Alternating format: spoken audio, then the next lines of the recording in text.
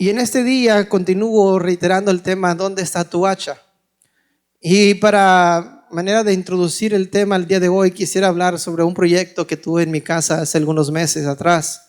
Dado que nuestro garaje ya se llenó, se acumularon muchas cosas, nos encontrábamos en la necesidad de construir un storage shed, un almacén afuera de la casa.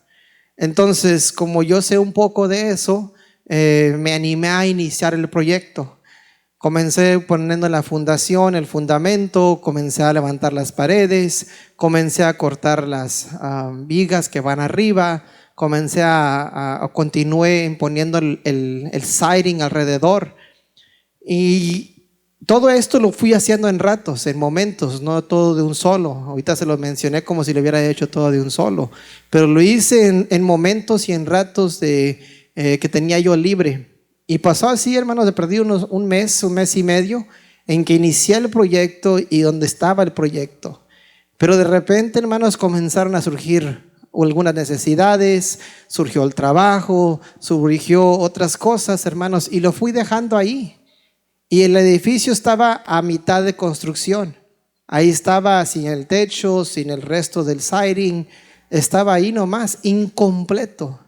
Y cada vez que yo quería ir a hacerlo, o venía la lluvia, o estaba yo cansado, o decía, como ya se oscurecía muy temprano, a las 5:30, 6 de la tarde, ya estaba oscureciéndose. Yo decía, no me queda tiempo para poder hacer algo, avanzarle algo. Entonces mejor no lo hacía. Y así, hermanos, pasó otro mes y medio en lo que se estaba tratando de construir o terminar el storage. Y llegó un punto, hermanos, en que dije yo, ya no, como que no me interesaba mucho terminarlo, aunque necesitaba terminarlo. Ya no me encontraba la motivación para hacerlo, aunque yo lo necesitaba. Y llegó un momento en que era tanto la acumulación de las cosas que teníamos en el garaje, es que dije, ¿sabes qué? No me queda de otra, voy a contratar a alguien que me ayude o buscar que alguien me ayude a terminar este trabajo. Y de esa manera, hermano, me comuniqué, me puse de acuerdo con alguien y él dijo, yo le termino el trabajo, me ayuda a terminar todo, nomás necesito que me ayude en lo que levantamos algunas maderas, ponemos los plywood arriba. Entonces yo dije, sí, pues si mientras que tú me ayudes yo estoy bien. Y al estar esa persona ahí, comenzándome a ayudar, me motivé, me inquieté más, me sentí más seguro de poder terminar lo que yo había comenzado. Entonces, hermanos, en menos de 3-4 días ya se había terminado lo que faltaba. Yo lo tenía proyecto ahí atorado por un mes y medio, casi 2 meses, y en 3 días lo acabamos, cuando nos propusimos hacerlo. Durante ese tiempo yo aprendí una gran lección, de que hay cosas que comenzamos, hermanos, con mucho entusiasmo, mucha motivación, mucha emoción, mucha visión, pero llega un momento, hermanos, en el proceso que algo sucede en que nos encontramos ya no sintiéndonos tan motivados, ya no sintiendo el mismo entusiasmo, el mismo deseo, y estamos luchando, hermanos, para completar lo que hemos comenzado a hacer. Y así a veces es el caminar con Dios. Cuando conocemos de Dios, cuando conocemos a Cristo, estamos en lo que clasificamos o categorizamos como el primer amor. Y queremos conocerle, queremos aprender más de Él, queremos darlo a conocer.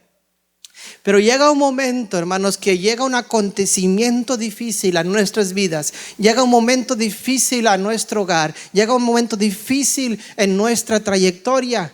Y eso lo cambia todo. Eso lo cambia todo. Y a veces, hermanos, que no nos damos cuenta cómo nosotros nos encontramos. Pero están pasando tiempo y tiempo, tratando días, meses, y nuestro corazón, nuestro deseo de servir a Dios va menguando. Ya no vemos el entusiasmo, ya no sentimos el deseo de hacer lo que antes hacíamos. Ya no hay esa misma libertad. Y en este día eso es lo que el Señor quiere hablar con nosotros el día de hoy. ¿Dónde está tu hacha? Y cuando me refiero al hacha, hermanos, me refiero a la vida nuestra, en nuestro caminar con Dios. ¿Dónde está ese entusiasmo? ¿Dónde está esa pasión? ¿Dónde está esa alegría, hermanos, que teníamos o tuvimos en un tiempo para servir al Señor? Ese entusiasmo y esa alegría, hermanos, por invertir tiempo, recursos, hermanos, fuerzas y energías en nuestro matrimonio. Ese esfuerzo y energía, ese entusiasmo de invertir tiempo en nuestro hogar, en nuestra familia. Hay cosas que han pasado, hermanos, que no han sido favorables y nos han quitado ese deseo de poder invertir lo que necesitamos para ver la cosecha que queremos ver. Y aquí en la palabra de Dios vemos en el segundo libro de Reyes, hermanos, el sucesor de Elías, aquel que continuó con el ministerio que un tiempo anterior tenía Elías. Si nosotros vamos a Elías, hermanos, Elías, su nombre significa Jehová es mi Dios. Eliseo significa Dios es mi salvación. Los dos tenían un llamado muy importante y un lugar muy importante una labor muy importante que desarrollar dentro del pueblo de Israel. Elías, hermanos, era más confrontativo. Elías era el profeta del juicio, el profeta de la ley y el profeta de la severidad. Él era el que llamaba la atención a los líderes de los tiempos y les decía: están mal delante de Dios y si no se arrepienten habrá consecuencias. Era un hombre, hermanos, que se desafió al rey Acab, hermanos, y le dijo que por mi palabra no lloverá, porque hay consecuencias cuando hacen los malos. El líder hace lo malo ante los ojos de Dios. Entonces Elías fue muy confrontativo, muy exhortador, muy dado al juicio, a explicar y a anunciar lo que Dios estaba sintiendo sobre su pueblo, al ellos dejarlo a él, de hacerlo a un lado a él. Pero Elías fue totalmente diferente. En los 50 años de ministerio de Elías, hermanos, la mayoría de sus milagros eran actos de bondad, actos de misericordia. 18 encuentros, hermanos, se registran en el libro de los Reyes, hermanos, en cuanto a Eliseo ayudando a gente en necesidad. Su ministerio era muy diferente al de Elías. Su ministerio era muy diferente, pero era importante. Eliseo era el profeta de la gracia, el profeta del amor, el profeta de la ternura. Él se interesaba en la condición, en el corazón, en la situación que estaba pasando la persona individual como el pueblo de Dios en todo su apogeo. En la vida de Eliseo aprendemos dos cosas muy importantes. Una de las primeras que aprendemos es que la medida de nuestra grandeza está ligada a la disponibilidad nuestra de servir a otros. La medida de la grandeza del hombre se establece a través de la disponibilidad, la disposición de servir a los demás.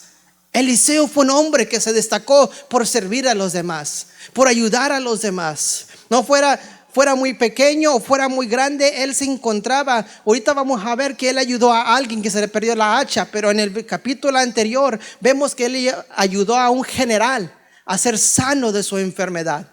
Él no hacía excepción de personas, se acercaba con el que necesitaba ayuda y lo ayudaba, le brindaba la mano. Otra cosa que aprendemos de Eliseo es que era un discípulo eficaz, no solo porque aprendió de su maestro Elías, sino que edificó sobre los logros de Elías. Él vio a Elías como una plataforma, como un avance que se había logrado, y él continuó construyendo en lo que ya se había edificado. No tuvo o no buscó reedificar de nuevo. Él se enfocó en seguir edificando sobre lo que ya estaba. Él fue una continuación. No buscó una fama propia, no buscó una distinción propia. Buscó construir sobre el fundamento que ya estaba establecido. Él comenzó a desarrollar en ese momento su llamado, su propósito. No era al igual Elías, él tenía un diferente, pero tomó los principios de Elías y los dejó que influyeran en él dirección y aliento para cumplir con su propio propósito. Y aquí vemos en el capítulo 6, hermanos, que las enseñanzas de Eliseo habían sido de tal influencia que los profetas de los tiempos mandaban a sus hijos a ser educados y asesorados por Eliseo. Versículo 1 dice: los hijos de los profetas dijeron a Eliseo: he aquí el lugar en que moramos contigo nos es estrecho. Pero dice ahí los hijos de los profetas.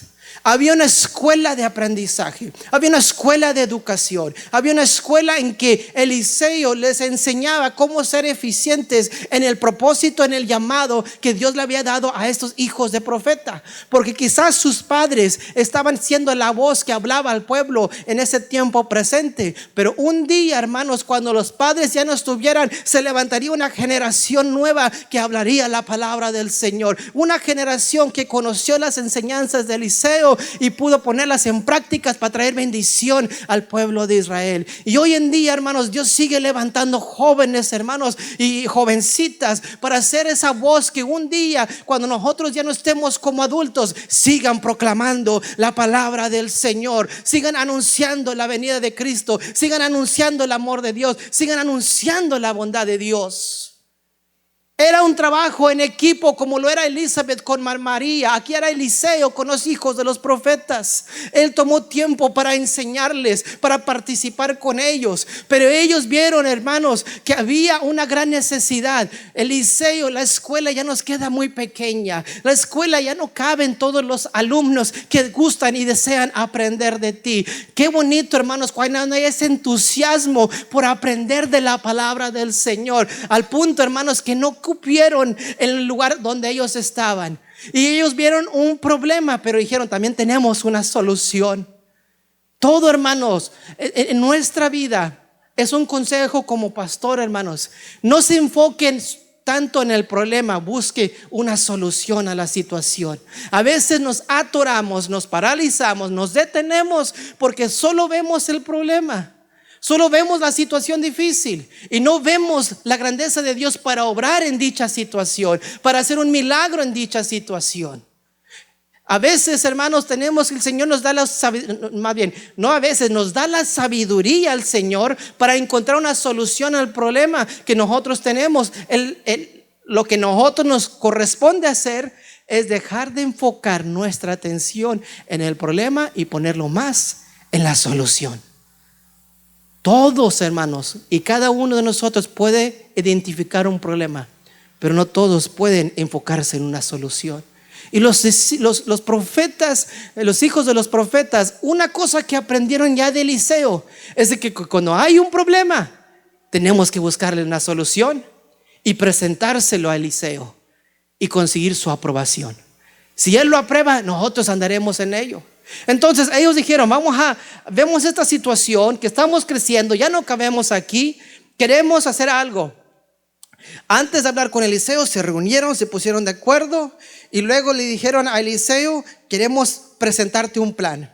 ¿Por qué no vamos, versículo 2, al Jordán y tomamos de ahí una viga, cada uno una viga, un trabajo unido, y hagamos ahí lugar en que habitemos? Y él dijo, andad. Él los presentó el plan, ellos presentaron el plan. Algo que originó en una conversación, en una reunión, en una armonía, en un compañerismo. Dijeron, vayamos al Jordán. Me llama la atención, hermanos, que fueron al Jordán. ¿Por qué? Porque Jordán literalmente significa descender. Es el único río, hermano, uno de los únicos ríos a nivel mundial que existe bajo el nivel del mar. Es uno de los únicos ríos que existe bajo el nivel del mar. Nosotros aquí en Houston, hermano, estamos casi parejos con el nivel del mar. Hay lugares como Colorado que están mucho más altos en comparación al nivel del mar. Hay lugares como New Orleans, donde está el Super Bowl ahorita, donde ahorita vamos a salir a verlo, donde está más bajo del nivel del mar. Este río, hermanos, se distinguía porque existía a pesar de que estaba abajo del nivel del mar. Y algo que me llamó la atención es de que significa la palabra Jordán descender. Entonces comencé a ver cuáles acontecimientos han ocurrido aquí en el Jordán y qué representa el Jordán y por qué era tan importante para que ellos establecieran un hogar en el Jordán. Algo que me ha estado taladrando mucho el Señor es saber la diferencia entre hogar y casa. Y es que una casa es un edificio, son los materiales, es el lugar, pero hogar lo forman usted y yo con su familia, o lo forma usted y su esposo o su esposa con su familia. Su familia hace de ese lugar o de esa casa un hogar. Entonces ellos querían formar de este lugar que iban a construir un hogar donde podrían convivir, donde podrían compartir, donde podían aprender juntos, donde podían practicar elementos y características de buenos profetas del Señor. El Jordán, les mencioné que significa descender. Les mencioné, hermanos, que ahí lo querían construir el lugar ahí en el Jordán. En el Jordán acontecieron varias cosas. Cuando Abraham y Lot se separaron, fue en el río Jordán. Cuando Naamán recibió su sanidad, fue en el río Jordán. Cuando Jesús fue bautizado, fue en el río Jordán. Cuando Josué cruzó al pueblo, hermanos, para tomar posesión de la tierra que fluye leche y miel, cruzaron el Jordán. Y cuando nosotros acumulamos todos estos acontecimientos junto con muchos más, hermanos, vemos que el Jordán, hermanos, al decir descender, significa o simboliza un nuevo comienzo para el hombre. Un nuevo comienzo. Y me llamó la atención eso, porque ese es el tema nosotros de este año, un nuevo comienzo. Dijo el Señor, cuando buscaba esto, le dije: Señor, ¿cómo nos estás hablando de nuevo sobre la necesidad de un nuevo comienzo en nuestras vidas? Cuando los hijos de los profetas le dijeron a esto a Eliseo y comenzaron a embarcar este camino para llegar al Jordán, es porque había un nuevo comienzo que venía a esta escuela, un nuevo comienzo que venía a estos hijos de los profetas del Señor. Había un nuevo comienzo que estaba a punto de desarrollarse. Había una obra nueva que estaba a punto de inaugurarse. Y cuando yo veo esto, hermanos, no pude quitar mi mirada del Jordán, porque el Jordán tenía no tan solo los recursos para construir la casa, construir el hogar, sino que tenía los recursos para que ellos vivieran en ese hogar. Dice aquí que cada uno tomaría una viga y hagamos ahí lugar en que habitemos. No tan solo tenía los recursos para construir, tenía los recursos para vivir. ¿Cuáles eran los recursos que ellos necesitaban o encontrarían en el Jordán? Vayamos a Salmo 133. Salmo 133. ¿Cuántos alaban a Dios? Dios es fiel. Salmo 133 inicia diciendo: mirad cuán bueno y cuán delicioso es habitar los hermanos juntos en armonía. Habla de bueno, delicioso y armonía. Y entre todo eso dice: así deben de habitar los hermanos. Qué bonito, hermanos, que cuando llegamos o cuando llegan al Jordán, ellos ya tenían un plan de que cada uno tomaría una viga para construir aquel lugar. Entonces, hermanos, en este primer versículo estamos viendo, hermanos, que una de las cosas que se va desarrollando mientras que estamos o están en el Jordán o estamos en un nuevo comienzo en nuestras vidas es el trabajo en unidad. El trabajo unido, el trabajo, entender que cada uno tenemos algo que aportar al proyecto que se está llevando a cabo. Nadie es muy poco y nadie es demasiado para poder participar en lo que Dios está llevando a cabo. Y cuando hay unidad, hermanos, dice aquí: cuán bueno y delicioso como la comida de las hermanas es esa unidad, es esa armonía, es ese compañerismo. Cuando ves que estás trabajando brazo a brazo, hombro a hombro para lograr una visión o realización de una visión en la vida de ustedes o de vida individual. Cuando puedes unirte con tu pareja, cuando puedes unirte con un hermano, cuando te puedes unir con un familiar para ir en pos de realizar una visión, trabajar en unidad. Ellos habían recibido las instrucciones de Eliseo durante la escuela donde ellos estaban, pero ahora estaban emprendiendo el desarrollo de una visión.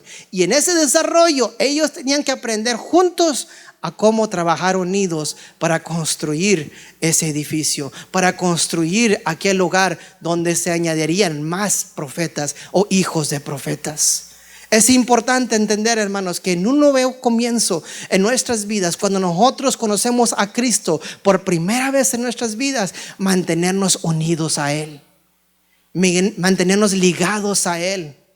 Porque cuando nosotros conocemos a Cristo por primera vez, hermanos, y estamos comenzando nuestro caminar con Dios, vendrán muchas luchas, vendrán muchas pruebas a querer distanciarnos de Dios. Lo vemos en el huerto del Edén, cuando el hombre y Dios tenían una relación íntima y cercana. Fue la desobediencia que vino a través de la voz de la serpiente que separó esa relación, que causó una ruptura en esa relación. Cuando tú quieres conocer a Dios, tienes que aferrarte a Él, tienes que unirte a Él, tienes que creerle a Él. La palabra del Señor dice: en esto conocerán que son mis discípulos, si permanecéis en mí y mi palabra permanece en vosotros. Habla de trabajar unido con Él.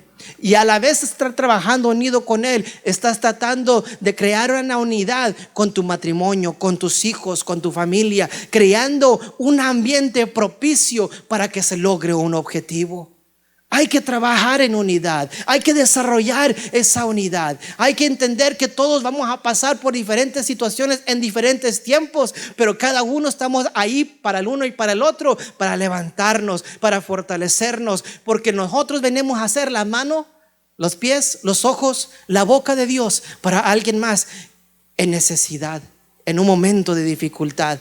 Cada uno de nosotros nos sentimos que sentir esa responsabilidad, ese llamado a poder ayudar y contribuir a algo pequeño o quizás algo grande o algo promedio, pero todos tenemos una responsabilidad y una necesidad de contribuir a una causa mayor que la nuestra. Lo que ellos estaban a punto de hacer no era para ellos mismos, era para la situación que estaban pasando y para los muchos hijos de profetas que en un día vendrían y también recibirían estas clases o esta enseñanza o esta instrucción. Trabajar en unidad es algo que se comienza a desarrollar ellos en el Jordán. Pero también dice el versículo 2 de Salmo 133: es como el buen óleo sobre la cabeza, el cual desciende sobre la barba de Aarón, y baja hasta el borde de sus vestiduras. Aquí hace referencia, hermanos, al aceite de la unción. Éxodo capítulo 29, versículo 7 en adelante, hermanos, habla Dios a Moisés y le dice: aparta o prepara un aceite de la unción. Ese aceite de la unción tú la usarás para ungir a mi siervo Aarón y a su familia y a toda su descendencia para servirme dentro del templo. Ese aceite de la unción no se usará para otro propósito más que esta visión. Este aceite de la unción solo se usará para ungir reyes, profetas y sacerdotes del Señor. Solo se usaba para esos propósitos ese aceite.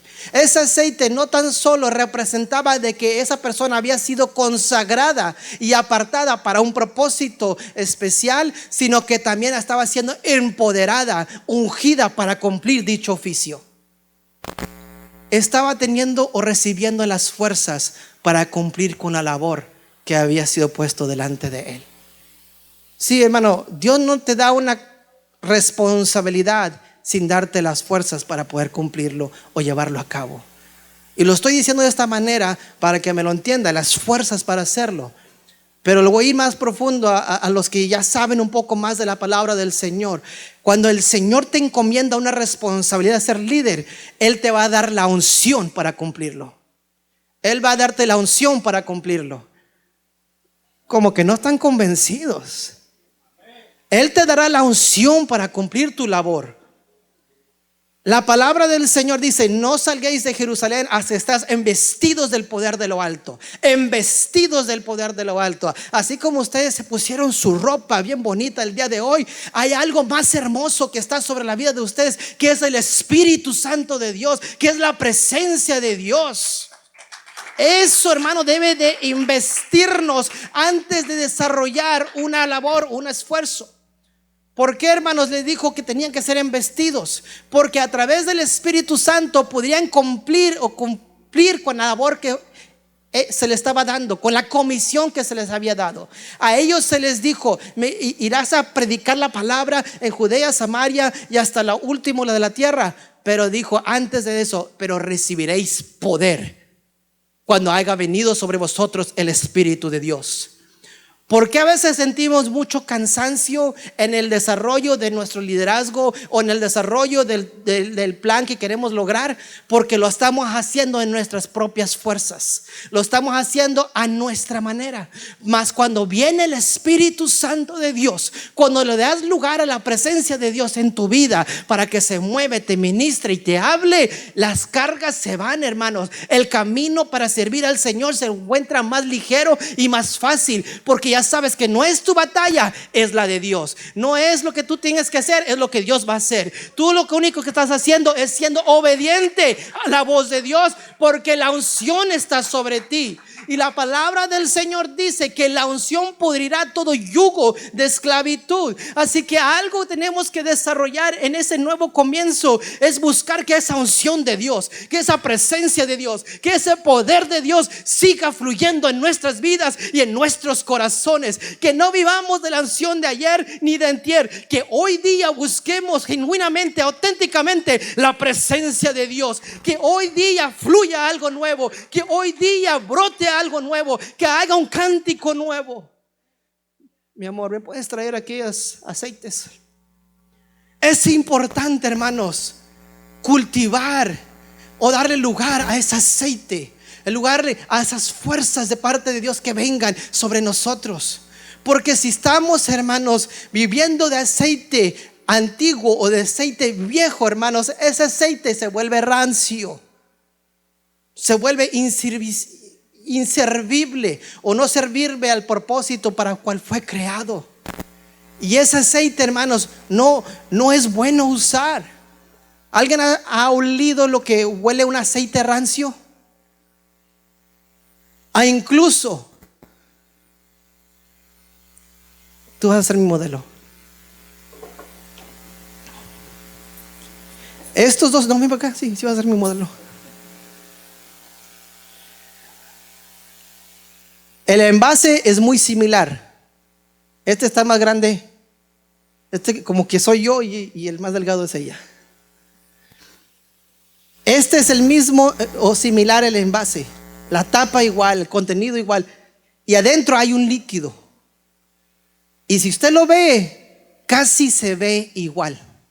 Casi se ve igual. Casi se puede decir, se podría usar. Pero este está rancio. Este ya no es el mismo. Este ya está viejo. Mire la diferencia, hermanos, entre uno que es fresco, uno que está recién exprimido del fruto. Tiene más color. Si lo abrimos,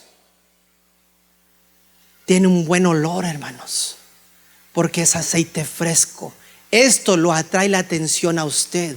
Se sentía usted diferente a usar el que está rancio. Entonces, hermanos, ¿lo quieren oler? A ver. Algunos hermanos dijeron que ya sabían cómo olía.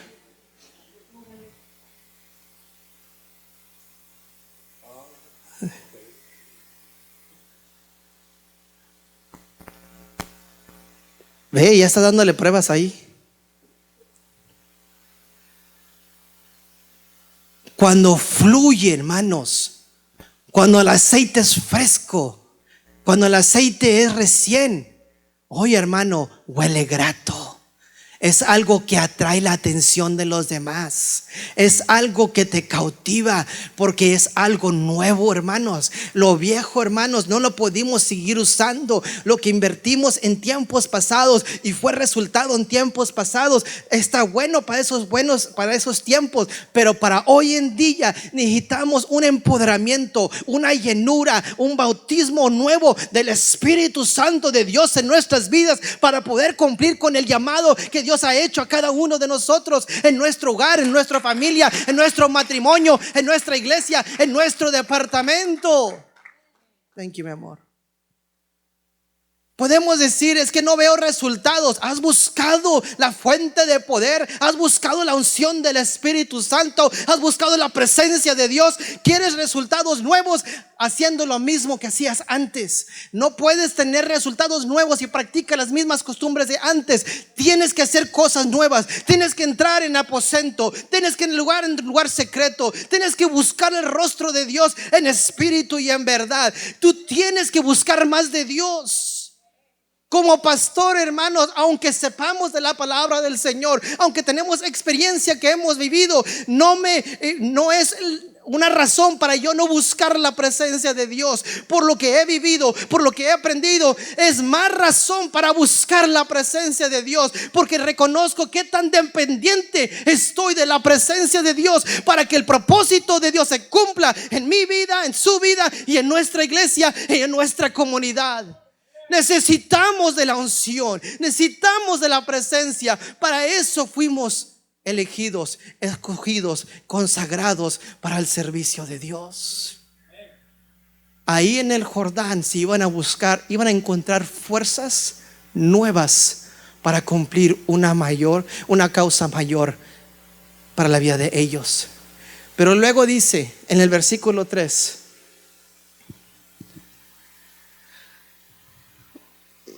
Verse 3: como el rocío de Hermón que desciende sobre los montes de Sión, porque ahí envía Jehová bendición y vida eterna. Cuando uno procura la presencia de Dios, cuando uno procura esa llenura del Espíritu Santo, cuando uno procura, hermanos, ese mover de Dios en la vida de uno, cosas comienzan a acontecer, cosas comienzan a cambiar, cosas comienzan a transformarse, no pueden quedarse igual, comienzan a ser diferentes. Y aquí es la evidencia, el rocío de Hermón.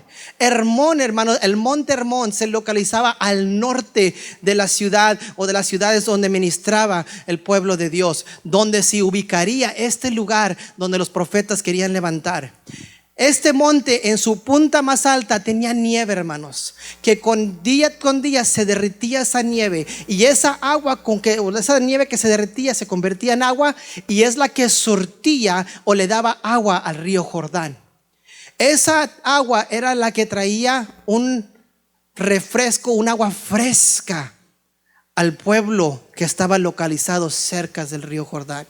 Esa agua alimentaba la tierra para que brindara fruto alrededor del río de Jordán.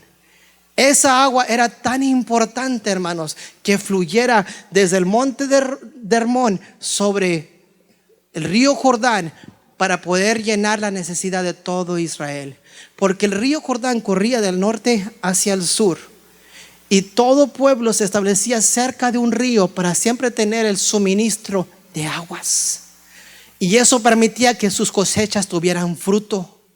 Entonces, hermanos, en nuestras vidas tenemos que entender y vamos a ver que cuando estamos conectados con el Espíritu Santo de Dios, con la presencia de Dios, con la unción de lo alto, hermanos, comenzaremos a ver frutos dignos de arrepentimiento en nuestras vidas, frutos dignos de un discípulo de Dios, transformación en nuestras vidas. A medida que nos acercamos más a Él, más de Él se refleja en nosotros, más de su luz se refleja en nuestras vidas, porque nos estamos siendo transformados de gloria en gloria y de poder en poder, porque hay una fuente de agua que sigue nutriendo, que sigue descendiendo hasta el día de hoy, hermano. El monte Hermón sigue siendo una fuente de ministros de agua para toda la área de Israel, de Siria y todos los pueblos que están ahí ahorita. Es tan importante, hermanos, entender cómo necesitamos que estar conectados a una fuente de agua que ministra nuestra vida, que llena nuestros corazones. No tan solo, hermanos, es el estar pendientes de esa presencia del Señor en nuestras vidas, sino pendiente del fruto que trae la presencia de Dios. Dice la palabra del Señor que el fruto del Espíritu es amor, gozo, paz, paciencia, benignidad, bondad, mansedumbre, fe. Contra tales cosas, con esas cosas, hermanos, siendo fruto en nuestras vidas, hermanos, es increíble lo que Dios puede lograr en la vida de nosotros. Ahí en el Jordán aprenderían a desarrollar estas disciplinas o estos elementos. Y fíjese, regresemos a segundo libro de Reyes, capítulo 6. Desarrollarían estas características. Y comenzaron ellos a trabajar. Versículo 3. Y dijo uno: te rogamos que vengas con tus siervos. Y él respondió: yo iré, yo iré. Se fue pues con ellos, y cuando llegaron al Jordán, comenzaron el trabajo, comenzaron la labor, comenzaron a desarrollar las características que hemos hablado, de la unidad, de la presencia del Señor, de procurar fruto o resultado en lo que estamos haciendo. Pedir a Dios que Él respalde, que Él haga la obra en la situación que estamos pasando o la visión que queremos realizar.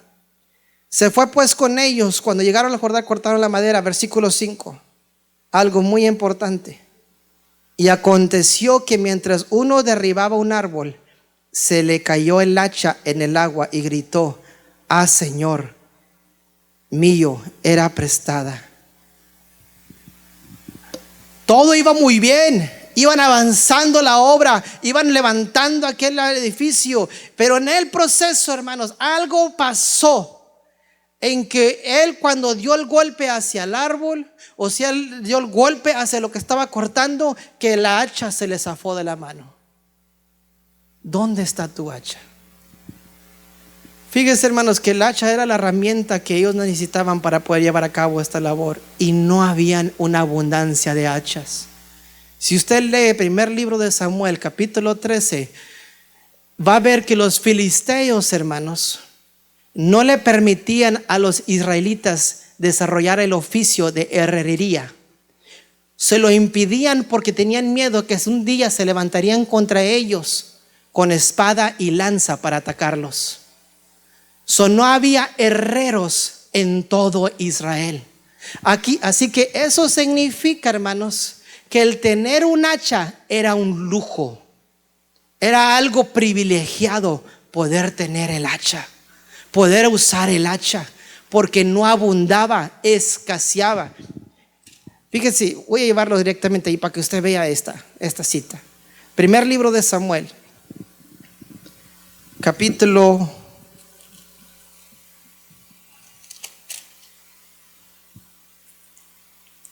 11. Soy en Jueces, perdón.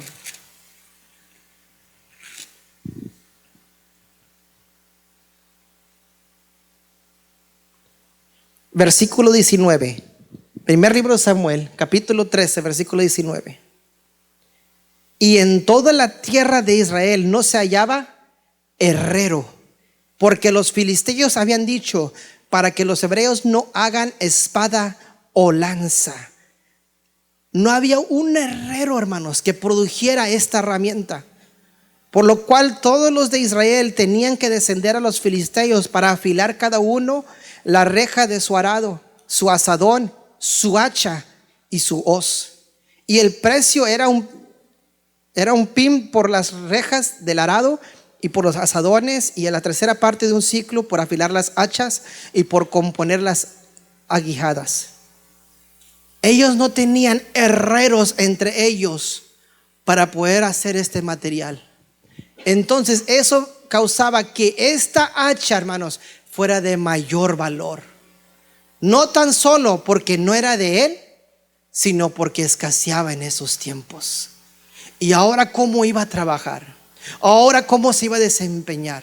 ¿Cómo iba a lograr el objetivo? ¿Cómo iba a desarrollar los elementos junto con sus hermanos de la unidad, de la búsqueda de la presencia de Dios, del fruto del caminar o de servirle al Señor? ¿Cómo lo iba a hacer si ya no tenía su hacha?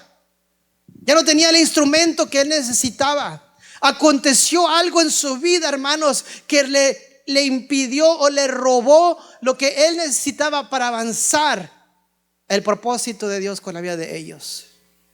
Y hoy día, hermanos, hay personas que han perdido su hacha, han perdido su pasión, su deseo, su anhelo de proseguir adelante. Se han desubicado en el proceso porque vino un acontecimiento en su vida tan difícil, tan fuerte, que los tambaleó, los sacudió. Y yo lo puedo decir por testimonio, yo lo puedo decir porque lo he vivido, hermanos. Cuando mi padre falleció, hermanos, cuando mi padre pasó a la presencia de Dios, en ese momento perdí algo muy importante para mí. Perdí a alguien que influenciaba mucho en mí, que había un consejo admirable para mí, era un ejemplo a seguir para mí. Y en ese momento, hermanos, sentí que el mundo se me vino abajo. Entonces yo podía seguir caminando, pero no estaba viviendo. Podía seguir avanzando, pero no tenía un propósito. A veces nos encontramos anestesiados, hermanos, después de pasar una situación difícil. ¿Sí saben para qué es la anestesia? ¿Para qué es la anestesia? Para quitarles el dolor, para que usted no sienta dolor cuando comienzan a intervenir. Y a veces así estamos caminando, anestesiados, ya no sentimos. Ya nomás estamos avanzando porque tenemos que avanzar. Estamos caminando, pero ya no estamos disfrutando el camino.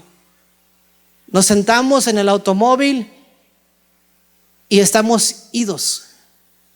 Ya no estamos disfrutando de nuestro caminar. Ya no estamos disfrutando de nuestro matrimonio. Ya no estamos disfrutando de nuestras familias. Ya no estamos disfrutando de nuestra vida. Hemos perdido nuestra pasión. Hemos perdido nuestro enfoque. Hemos perdido nuestro anhelo de ver algo diferente en nuestras vidas. El hacha, hermanos, representa aquellas cosas que hemos perdido en el camino. Y usted no sería el primero y usted no sería el último. También, hermanos, lo perdió en un momento en su vida Adán. Perdió ese contacto con la presencia de Dios. También lo perdió David al cometer el pecado de tomar a Betsabé. Fíjese, hermanos, el viernes estamos hablando de esto. David, hermanos, dice la palabra del Señor que cuando Adán lo exhorta, le dice: Dios había dicho que estaba a punto de aún darte más de lo que ahora has tenido, que lo que tenías hasta ahorita. Dice: yo te hice rey, y yo te libré de la mano de Saúl, yo te di el reino, y tú menospreciaste la palabra de Jehová. Menospreciaste. Dice, y ahora él tenía que sufrir las consecuencias de la acción de haber tomado una mujer ajena. Y a veces creó ese distanciamiento. Lo vemos, hermanos, en Jeremías, que dijo: ya no quiero hablar esta palabra, ya no quiero decirlo porque el pueblo me maltrata, me dice esto y aquello y no le cree que yo estoy hablando la voz de Dios. Hubo un momento que se desanimó, un momento que ya no sintió que podía seguir adelante, donde dejó caer sus fuerzas, o cayeron sus fuerzas.